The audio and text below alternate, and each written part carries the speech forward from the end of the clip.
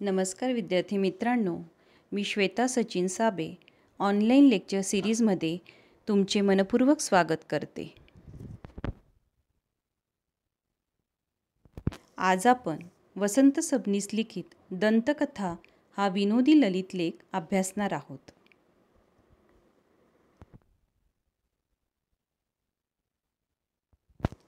आपण आता लेखकांचा परिचय करून घेऊ.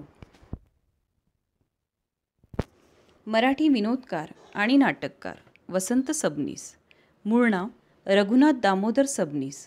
यांचा जन्म सोलापूर येथे 6 डिसेंबर 1923 साली झाला व मृत्यू 15 ऑक्टोबर 2002 साली मुंबई येथे झाला. पंढरपूरच्या लोकमान्य हायस्कूलमधून वसंत सबनीस मॅट्रिक झाले. 1946 साली पुण्याच्या फर्ग्युसन महाविद्यालयातून BA ही पदवी यांनी घेतली.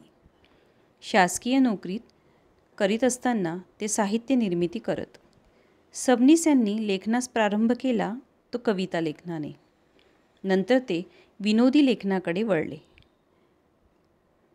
त्यांच्या कविता अभिरुचीसारख्या दर्जेदार नियतकालिकातून प्रसिद्ध होत. पुढे ते विनोदी लेखक म्हणून प्रसिद्ध पावले. पानदान, चिल्लर खुर्दा, भारूड, मिरवणूक, पंगत, आमची मेली पुरुषांची जात असे त्यांचे विनोदी लेखसंग्रह आहेत.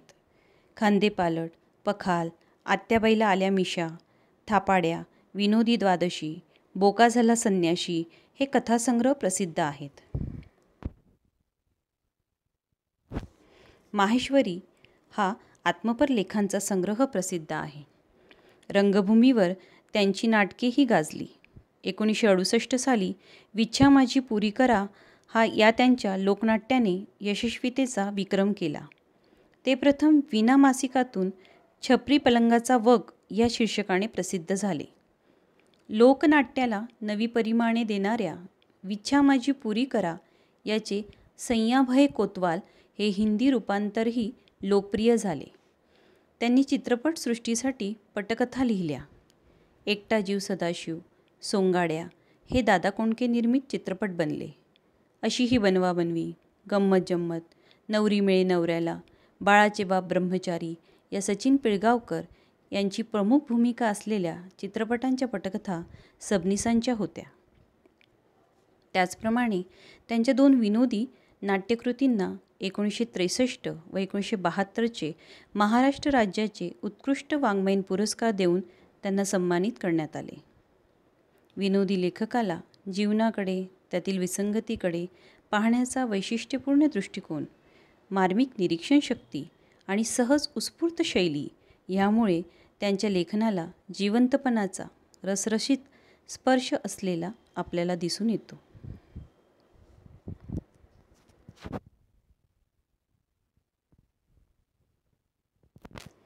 आपल्याला स्क्रीनवर त्यांची काही प्रसिद्ध पुस्तके दिसत आहेत. त्यापैकी काही पुस्तकं तुम्ही जरूर वाचावीत. आता आपण पाठाची मध्यवर्ती कल्पना समजून घेऊ.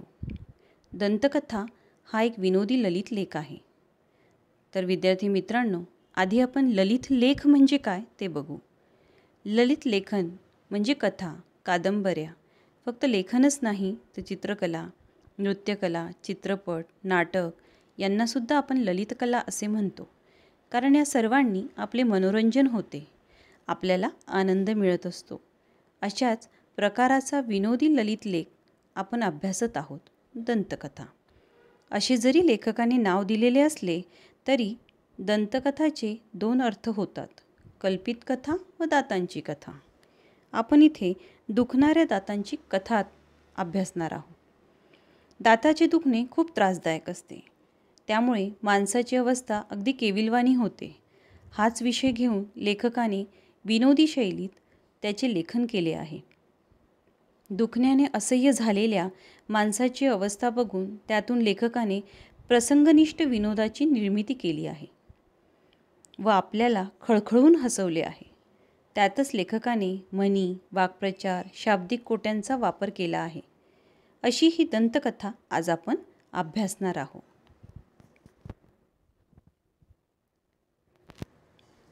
तत्पूर्वी आपण पाठाची उद्दिष्टे समजावून घेऊ. विद्यार्थी मित्रांनो, आपण श्रवण, वाचन, संभाषण, भाषण या 4 कौशल्यांचा अभ्यास केलेला आहे. त्यामुळे आपले भाषेवर प्रभुत्व निर्माण होत असते. त्याचप्रमाणे भाषेमध्ये वापरलेल्या वाक्प्रचार, म्हणी, शाब्दिक कोट्या यामुळे भाषेला सौंदर्य प्राप्त होत असते. जसे एखाद्या स्त्रीने अलंकार परिधान केले की तिच्या सौंदर्यामध्ये भर पडते, त्याचप्रमाणे भाषेला जर आपण हे अलंकार परिधान केले तर भाषेला एक सौंदर्य प्राप्त होत असते. हे आपण लक्षात घेतले पाहिजे. प्रत्येक लेखकाची लेखनाची विशिष्ट शैली असते, ती समजावून घेतली पाहिजे. वसंत सबनीसांप्रमाणेच पु ल देशपांडे, चि वी जोशी या विनोदी लेखकांची शैली वेगळी अभ्यासाला मिळते. त्याचप्रमाणे कल्पनाशक्तीचा विकास आपल्याला ललित लेखन करताना होताना जाणवतो. पाठातील व्यक्तिचित्रणाचा सुद्धा अभ्यास आपण करत असतो. पु ल देशपांडे यांची व्यक्ती आणि वल्ली हे पुस्तक जरूर वाचा. त्यातील विविध व्यक्ती, त्यांची स्वभाव वैशिष्ट्ये आपल्याला वाचायला मिळतील.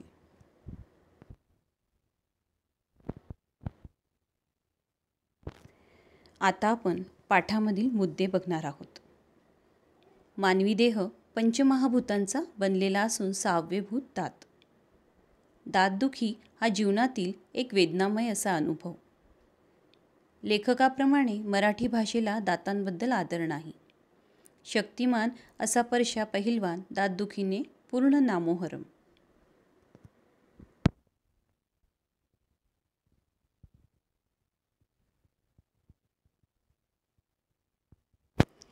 मानवी देह पंचमहाभूतांचा बनलेला असून 6वे भूत दात.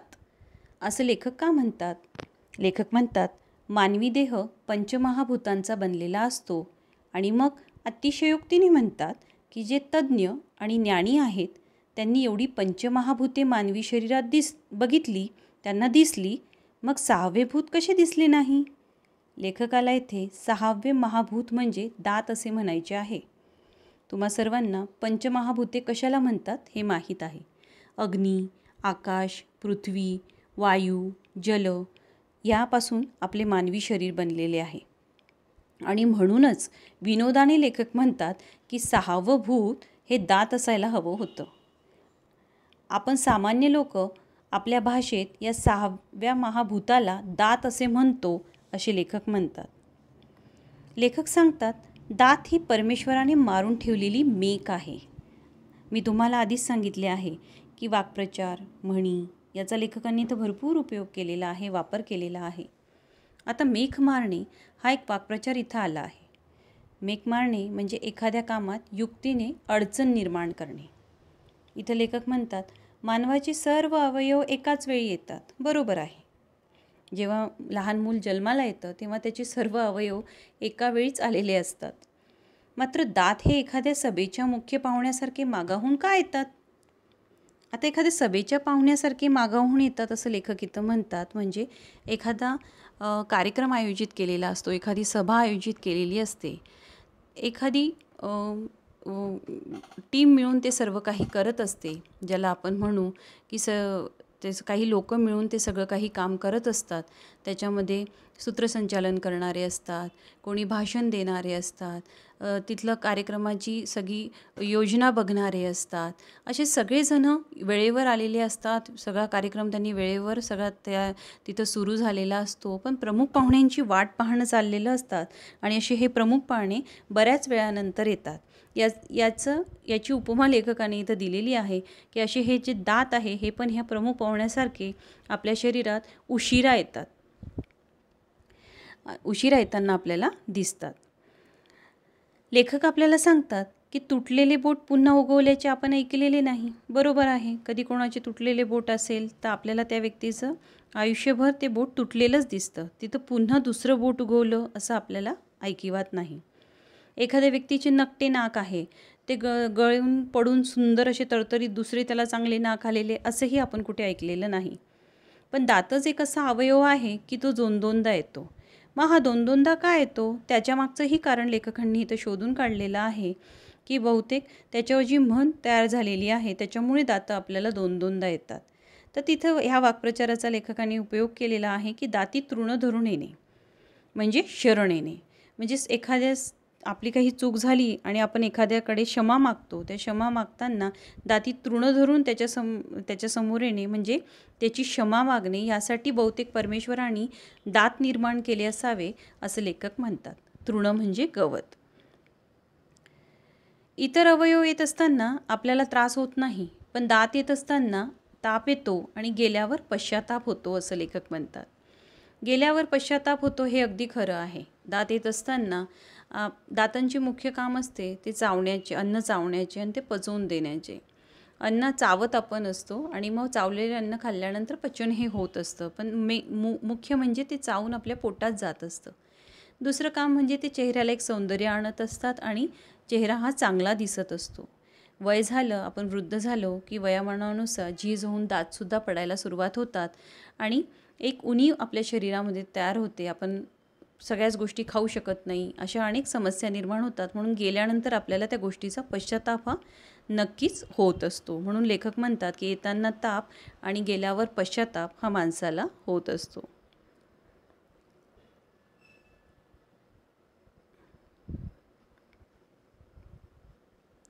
दातदुखी हा जीवनातील वेदनामय अनुभव असं लेखकांनी का म्हटलंय, तर ते खरोखर आहे अगदी. आपण कोणतीही व्यक्ती आजपर्यंत तुमच्या बघण्यात आली असेल, तुमच्या घरात असेल, दात दुखत असल्यावर कोणालाही खूप आनंद झालेला आपल्याला दिसत नाही. तर दातदुखी हा एक खूप वेदनामय अनुभव आहे.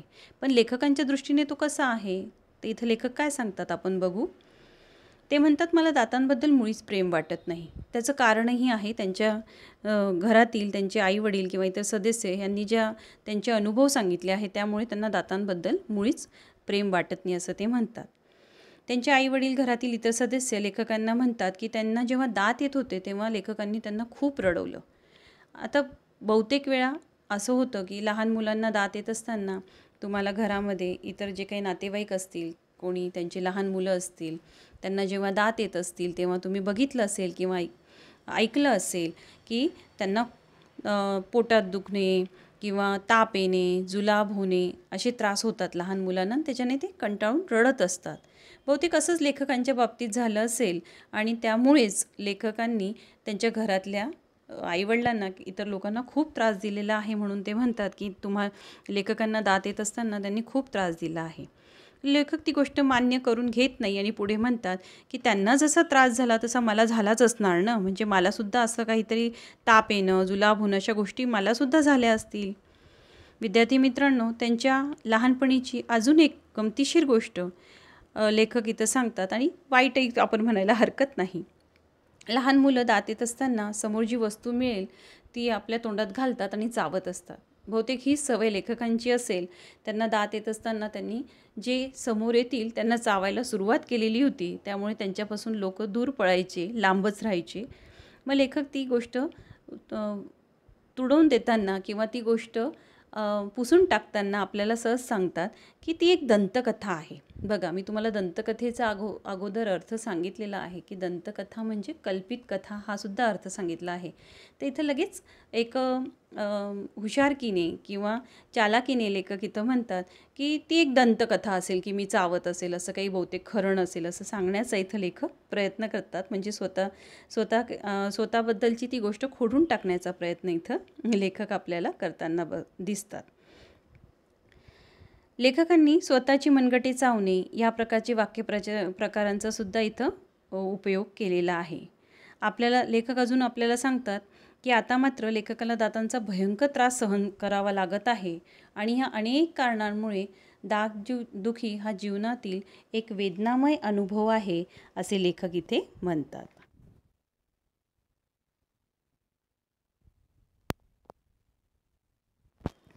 लेखकांप्रमाणे मराठी भाषेलाही दातांबद्दल आदर नाही.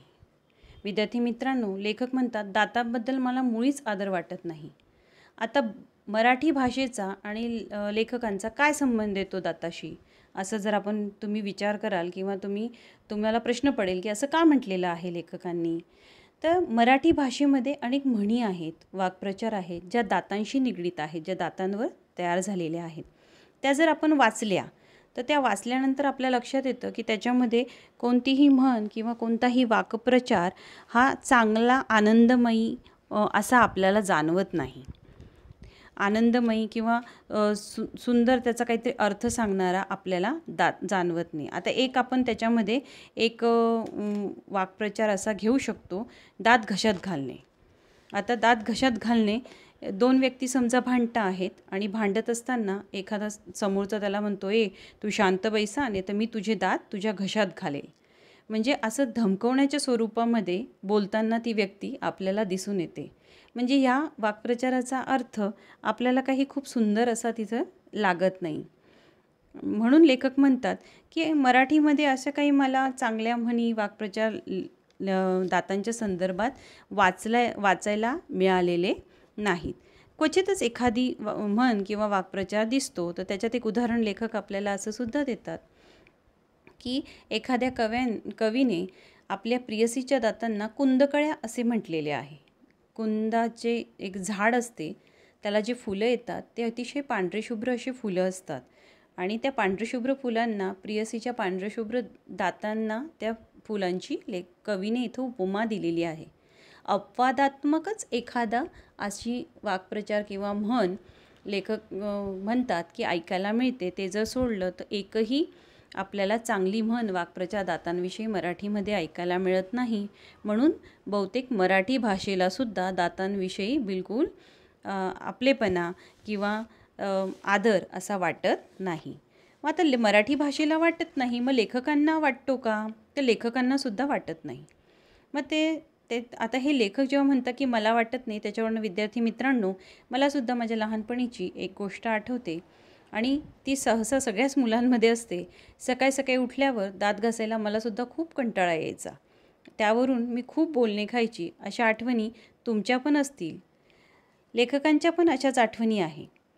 आणि मोठं झाल्यावर आपण जेव्हा खूप कष्ट करायला लागतो, एखाद्या गोष्ट मिळवण्यासाठी आपण प्रयत्न करायला लागतो, त्याला लेखकांच्या शब्दात लेखक दात घासत बसणे असं म्हणतात. मित्रांनो, लोक कधी आपले दात पाडतील हे सांगता येत नाही, कारण की व्यवहारात सुद्धा आपण सावध राहिले पाहिजे, नाही तर लोक दात पाडतील असा सुद्धा एक वाक्प्रचार तिथं प्रचलित आहेत. म्हणून या अशा अनेक वाक्प्रचारांना जर बघितलं तर लेखक म्हणतात मराठी भाषेप्रमाणे मला सुद्धा दातांविषयी मुळीच आदर वाटत नाही.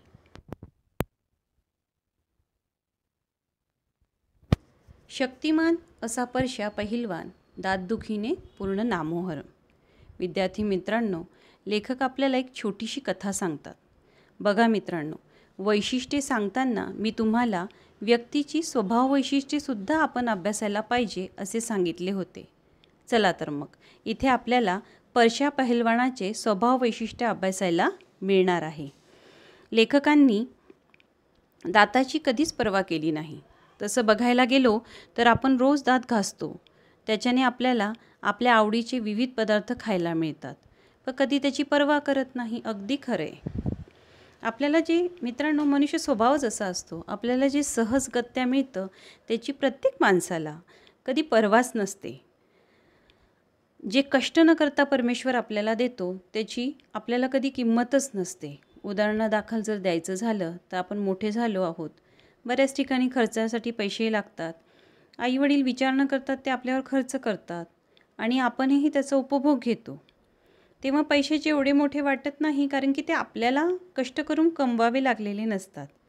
म्हणजे काही वाटत नाही, म्हणजे आईबाबा घर कसे चालवत असतील, प्रत्येक गोष्टीसाठी पैसा खर्च करताना त्यांना किती कष्ट करावे लागत असतील, याचा आपण कधी विचारच करत नाही.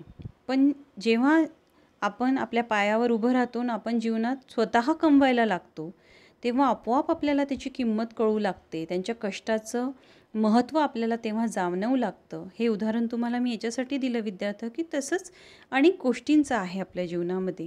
इथं गमतीशीर पद्धतीने लेखक दातांविषयी म्हणतात की दातांचं पण असंच आहे की जोपर्यंत ते चांगले असतात तोपर्यंत आपल्याला त्याची पर्वा नसते. एखादं का दाताचं दुखणं सुरू झालं की मग आपण आपोआप त्याची पर्वा करू लागतो. आता परशा पहिलवानाला हा लेखकांच्या परिचयाचा परशा पहिलवान.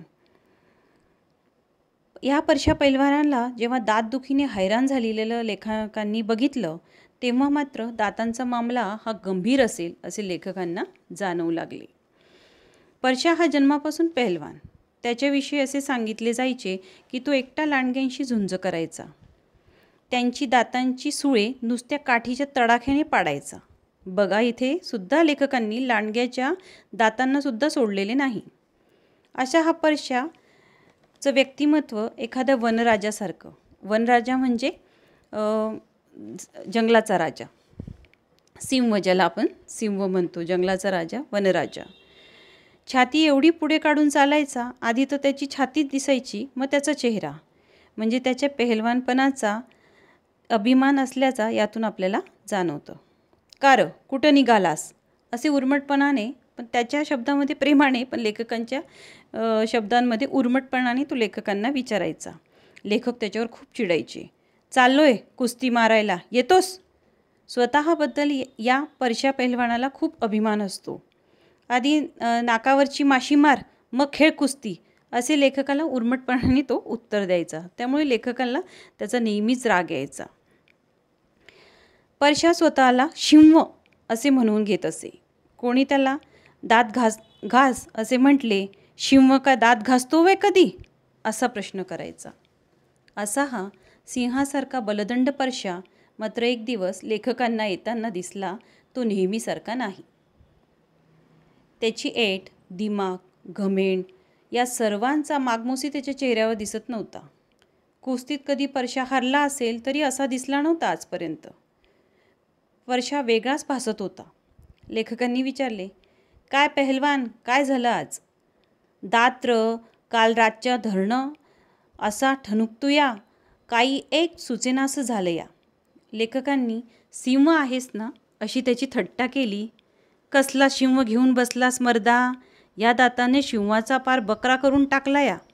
म्हणजे विद्यार्थ्यांनो, बघा, एवढा मोठा पहिलवान, लांडग्याशी लढणारा, कधीही हार न मानणारा, कोणासमोरही न झुकणारा परशा आज मात्र दातदुखीमुळे चारी मुंड्या चित झालेला आपल्याला दिसून येतो. चारी मुंड्या चित होणे म्हणजे पूर्णपणे पराभूत होणे. लेखकांना त्यावेळेस मात्र परशा पहिलवानाचे हसू आले. मात्र कालांतराने जेव्हा लेखकांचा परशा झाला, म्हणजे लेखकांची दातदुखी सुरू झाली, तेव्हा दातदुखी किती त्रासदायक असते हे लेखकांना समजले.